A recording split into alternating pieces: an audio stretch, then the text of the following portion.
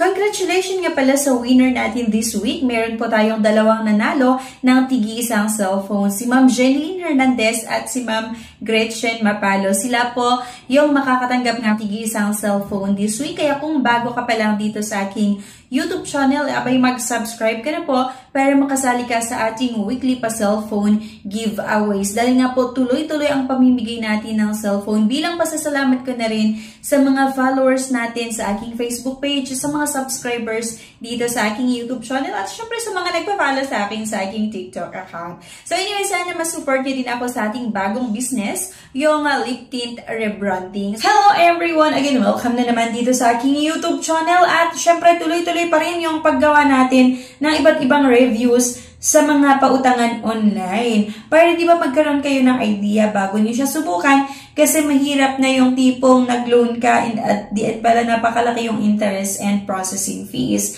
Kaya yun na nga mga besh, ginawa na naman natin ng isang honest review itong si Peso Box Credit Loan. Under nga daw siya ng QCash Finance. Okay ba na utangan itong loan app na ito or hindi? Sana panoorin nyo yung buong video na ito. Pero bago ang lahat, kung naghahanap kayo ng ibang option na pwedeng mautangan online, meron pa akong nilagay na 8 or 9 links na makikita nyo nga po sa comment section at sa description below. Pwede nyo i-click yung mga link na yun mga beshi at i-explore. Pero disclaimer nyo lang, hindi po nila ako binayaran para i-endorse sila. Based lang ito sa sarili kong experience as a user.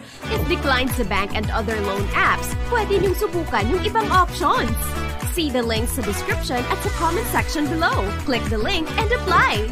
Disclaimer, try or apply at your own risk.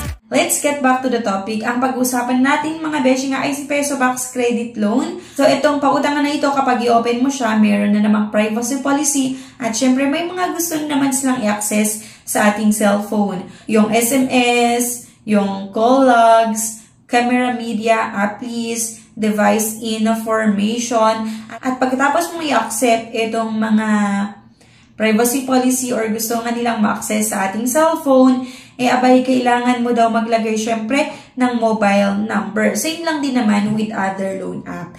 Click lang natin mga beshi yung send OTP at makakatanggap nga po tayo ng one-time password. Ang first na in-offer ni Peso Box sa akin ay 2,500 pesos. Tenure or loan terms ay 7 days. Click mo lang yung apply now. Syempre, kung gusto mong manghiram dito at kailangan nating mag-upload ng isang valid ID na naman. So, ito yung sample niya at maglagay ng personal references. At a few moments later. At pagkatapos ng ilang minuto mga besh, approve na nga daw ulit tayo ng 2,500 pesos. May loan terms na 7 days. Amount received ay 1,375. And repayment amount 2,500. Installment period ay 120 days yung nakalagay. Installment amount ay 50 pesos. Pero mga besh, hindi nga po totoo yung 120 days kasi 7 days lang yung first payment terms. Okay? Loan amount nga ay 2,500. Ang matatanggap mo lang doon sa 2,500 ay 1,375 dahil nga po nagkaltas sila ng interest and processing fees. Okay?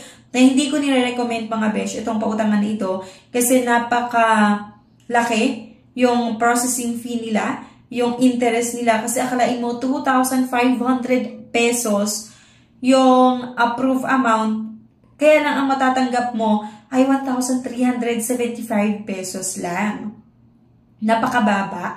Diba? Or napakalaki yung kinaltas nila. Agad-agad na meron silang 600 na kinaltas. So, nasa sa inyo pa rin mga besh kung gusto nyo subukan itong ganitong pautangan online. Okay? Nasa sa inyo pa rin kung gusto nyo umutang sa ganitong pautangan or hindi. Pero kung ako yung tatanungin nyo, hindi ko talaga nire-recommend dahil nga po sa napakataas yung interest and processing fees nila. At short terms lang talaga siya. 7 days mga besh.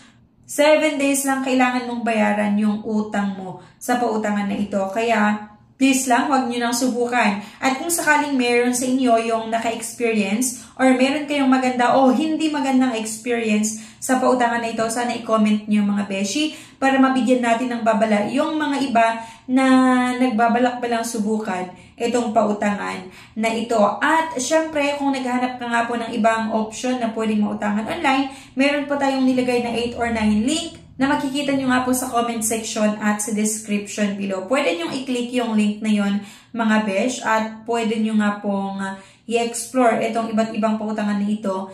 Pero disclaimer nga lang, hindi po ako binayaran para endorse sila. Mas maganda kung gusto nyong manghiram din, gumawa na lang din tayo ng sarili nating research. Maaari kasi na okay yung naging experience ko, pero may mga hindi maganda yung naging experience nila sa pautangan na ito. So sa akin naman kasi nagbabayad talaga ako on or before yung due date. Ayan. So anyway, ano sa tingin nyo, okay ba itong loan app na ito or hindi?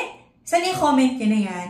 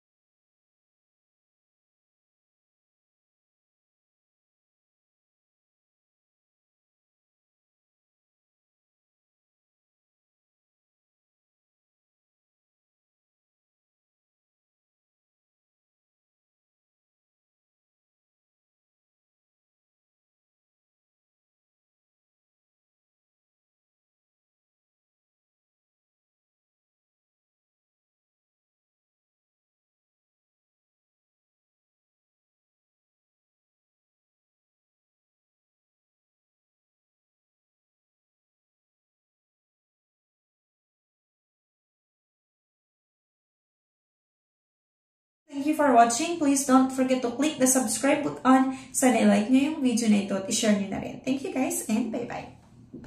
Congratulations nga pala sa winner natin this week. Meron po tayong dalawang nanalo ng tigi-isang cellphone. Si Ma'am Jeneline Hernandez at si Ma'am Gretchen Mapalo. Sila po yung makakatanggap ng tigi-isang cellphone this week. Kaya kung bago ka pa lang dito sa aking YouTube channel, abay mag-subscribe ka na po para makasali ka sa ating weekly pa cellphone giveaways. Dahil nga po tuloy-tuloy ang pamimigay natin ng cellphone. Bilang pasasalamat ko na rin sa mga followers natin sa aking Facebook page, sa mga subscribers dito sa aking YouTube channel, at syempre sa mga nagpa-follow sa akin sa aking TikTok account. So anyway, sana ma-support nyo din ako sa ating bagong business, yung lip tint rebranding. Subscribe na para makasali sa pa-GCash at cellphone giveaways. Mechanics! 1. Find the 3 words in this video. 2. I-comment ang 3 words in order. 3. Like this video, subscribe, comment, and share. If declined sa bank and other loan apps, pwede niyong subukan yung ibang options. See the links sa description at sa comment section below. Click the link and apply. Disclaimer: try or apply at your own risk.